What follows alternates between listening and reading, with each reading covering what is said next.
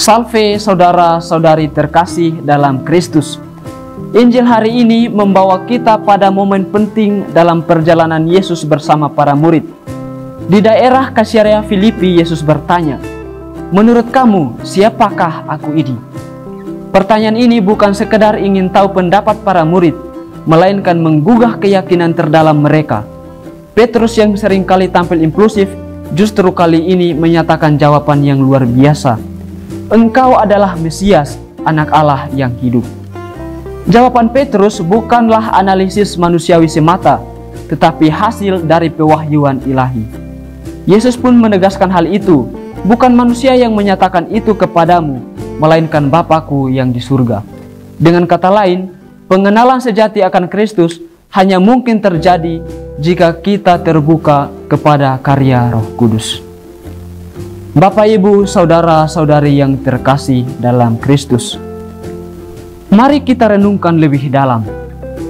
Mengapa Yesus memilih Petrus yang kita tahu dia juga memiliki banyak kelemahan?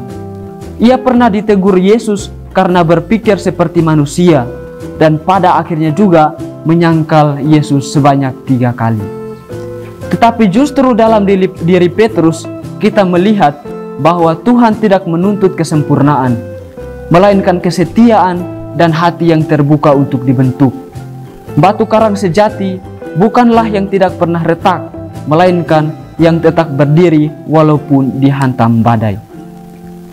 Iman Petrus adalah iman yang diuji, jatuh, dan bangkit kembali.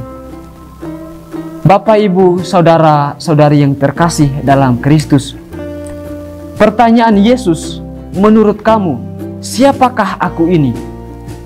bukan hanya ditujukan kepada Petrus, tetapi juga kepada kita semua. Siapa Yesus bagi kita dalam realitas hidup kita masing-masing? Apakah kita mengenalnya hanya sebagai cerita dan pengajaran, atau kita sungguh mengalaminya dalam relasi personal, dalam doa, dalam luka, dan dalam harapan hidup kita?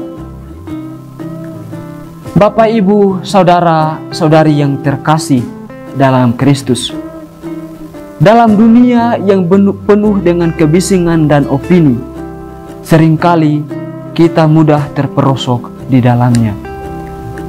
Dan bagaimana gambaran Yesus bagi kita? Yesus mengundang kita untuk mengenalnya secara mendalam, bukan dengan pikiran semata, tetapi dengan hati yang terbuka dan hidup yang berakar dalam sabda dan sakramen.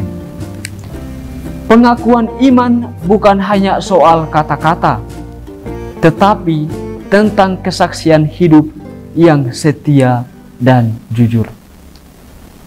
Sebagai umat Katolik, kita semua dipanggil untuk menjadi batu karang bagi sesama, menjadi tempat yang kokoh di mana orang lain bisa menemukan harapan dan kasih Tuhan.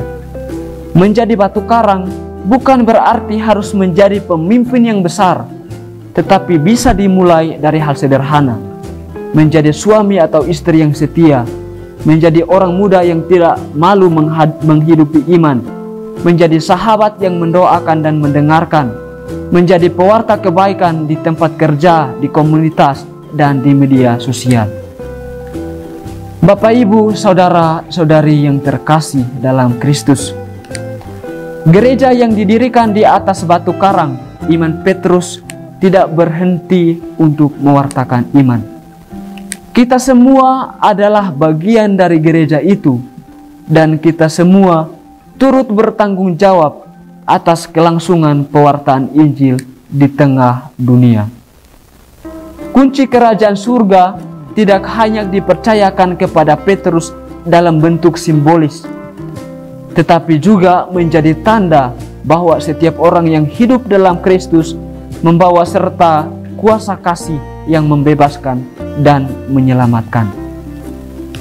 Bapak, Ibu, saudara-saudari yang terkasih dalam Kristus, mari kita bertanya kepada diri kita sendiri, apakah saya sungguh mengenal Yesus? Apakah saya membiarkan iman saya dibentuk, diperdalam, dan dimurnikan oleh pengalaman hidup? Apakah saya menjadi batu karang yang kokoh bagi keluarga, bagi komunitas, dan bagi gereja? Tuhan Yesus tidak mencari pribadi yang sempurna. Ia mencari pribadi yang percaya, yang mau bertumbuh, dan yang bersedia dipakai untuk karyanya.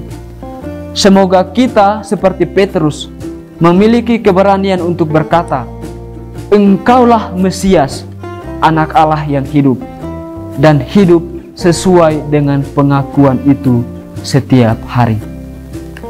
Selamat berhari Minggu Bapak Ibu Saudara-saudari yang terkasih. Tuhan memberkati kita.